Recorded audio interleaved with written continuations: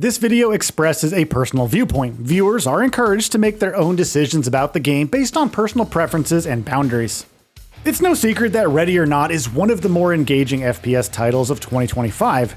It has managed to deliver an experience that makes us wonder why there aren't more games that emulate its grounded, gritty take on the genre. It's a title where every mission builds tension and anticipation via a gameplay loop that is as challenging as it is rewarding. And it simply blows away its competition because of it. Take Call of Duty for example. We thought it would be a good idea to dive back into the long-running but bland Call of Duty series, to try comparing and contrasting the two games, and came away with the impression that Void Interactive has managed to breathe new life into FPS games by eschewing the more mainstream approach that other studios have chosen. While Call of Duty titles rely on supposedly grand set pieces and protagonists that can soak up an unrealistic amount of bullets as they go into missions all guns blazing, Ready or Not encourages a more restrained approach. It is rooted in accountability and strategy, with Void Interactive's emphasis on realism baked into the very DNA of the game. By doing so, Ready or Not is everything Call of Duty is not. It takes everything that doesn't work in its counterpart and cleverly riffs on each issue to produce an experience that is a lot more satisfying thanks to its innovative approach. Building an authentic aesthetic. Early on in most Call of Duty games, its protagonist may find that a simple extraction mission turns into an encounter with a rogue group of operatives. The associated cutscenes and the firefight that ensues as a result of those events are full of fancy graphical touches that are visually pleasing, but are simply there to present cinematic flair. Taking enemies down brings other gimmicks like kill cams and victory dances. The same goes for the area in which the firefight ensues. The potential for massive explosions is always there, with arenas littered with flammable items that you can shoot to take out bunches of enemies, while your protagonist could very well be invulnerable to gunfire on the easier difficulties.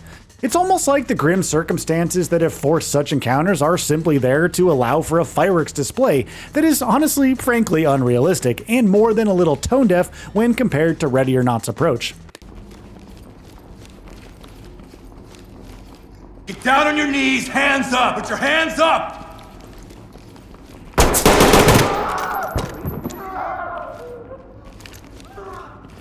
Void Interactive's choice to do away with all of that fancy fluffs stands as a clever way to undercut its biggest competitor in the genre. Each of its levels holds real danger for its protagonists, their team, suspects, and hostages. Anything could go wrong at any point, and your decisions in the field actually matter in a way that Call of Duty and similar titles have not managed to emulate.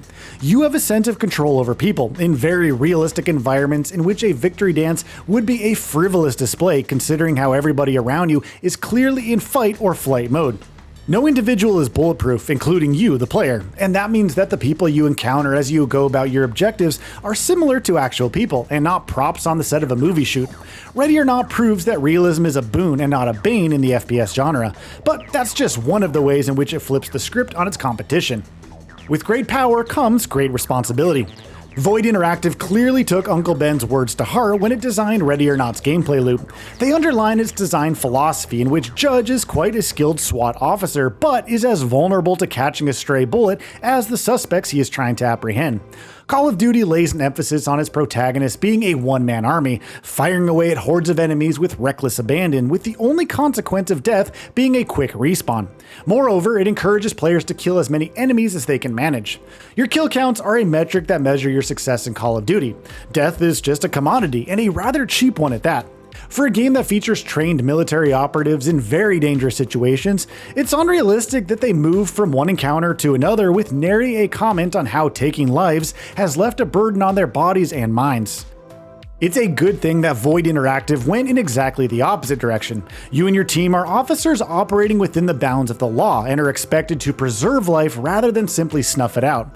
That extends to your suspects as much as it does to their hostages, with the game actively discouraging needless slaughter and providing narrative context to its emphasis on a tactical, cautious approach.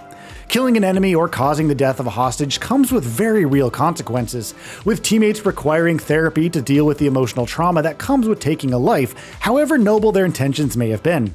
Trigger discipline is the name of the game here, just as it should have been in Call of Duty, and perhaps especially more so considering its protagonists are trained military personnel. It's a distinction that brings a very immersive facet to Ready or Not and elevates it in comparison to Call of Duty, where mindless killing can quickly become a part of the experience. It also serves to expose another subtle difference between two distinctly different gameplay loops. substance over style. Our time with Call of Duty in the wake of many an hour lost in the gritty realism of Ready or Not brought that distinction to the forefront quite quickly. The former's mission design relied on flashy cutscenes and unrealistic stakes meant to justify its over-the-top action that ultimately ceased to matter owing to the spectacle on offer. The stakes may be high, sure, but there is no fear of actual loss in a Call of Duty game. Its gameplay loop is designed around thrills and kills, aiming to give its players a power trip without making them actually work for the rewards they derive from their time in the game. And don't get us started on the amount of tools that players have at their disposal. Various weapons, perks, and other upgrades add layers of raw power to a player's arsenal, making their tasks a whole lot easier in the process. That's just simply not the case in Ready or Not. With a loadout that reflects what a law enforcement officer in a similar situation would be carrying in the real world, Void Interactive's shooter actively creates situations where conserving your ammo and limited tools is a more sensible way to approach its missions. There's no spectacle on display here, with the game simply giving players a cursory briefing, introducing its tension through the desperation of those they are supposed to rescue, and the realistic criminal tendencies of those they must attempt to least apprehend. Its power trips come from the simple expectation that, as an officer trained to handle such situations, you are simply trusted to just figure things out on the fly. And of course, that's easier said than done, just as it should be in its missions that have situations evolving based on your actions. The tension that Void Interactive builds doesn't come from unrealistic narratives or what's on your screen, it comes from what could be waiting for you around the next corner. Ready for a revolution? Ready or Not stands out from its competition in a crowded genre thanks to its bare-bones approach to its design, at least in terms of the scale and scope of its missions. But that doesn't make the stakes it presents from one mission to the next any lower at all. Its core philosophies of restraint, ethics, and integrity that are reflected in how its protagonists much approach their objectives are a part of the game's design, and not just an afterthought to justify dishing out death in droves. Its examination of issues surrounding law enforcement comes from a place that's grounded in the effects that they have on the people they influence. It's a glaring contrast to using those issues to set up narratives that may be ambitious, but lack the insight they need to justify the heights they aim for. Ready or Not is proof that the FPS genre doesn't need massive budgets and production values to deliver engaging experiences. It's relevant in the current generation of FPS titles, and perhaps shooters in general, is in its simplicity and its ability to focus on what really matters in a great game. It is revolutionary in ways that Call of Duty could really only wish for. It doesn't just stand as a worthy competitor to that long-running franchise, it is now a benchmark that exposes everything hollow about it. An acquired taste. However, it must be said that Ready or Not cannot be everybody's cup of tea. There are times when players just looking to unwind and have a bit of fun might choose some sort of action shooter because they want to jump into tense battles. Perhaps they don't want their games to demand too much from them, and honestly, that's perfectly alright. We all love that from time to time. But for players who want to be challenged, there's no question at all that Ready or Not is the one they would choose. It requires patience, it requires a careful, methodical approach to its missions, it requires tactical thinking and the ability to improvise after your plans go awry. It is designed to attract players who believe that war and violence are not fun in games at all, and wish there was a game that caters to those ideals.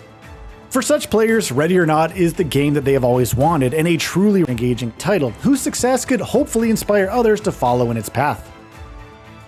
So, what are your thoughts on this? Go ahead and share them in the comments below. And if you like this video, please subscribe to the channel and enable all notifications by clicking the bell icon to get new video updates. We upload every day and would really appreciate your support. Thanks for watching.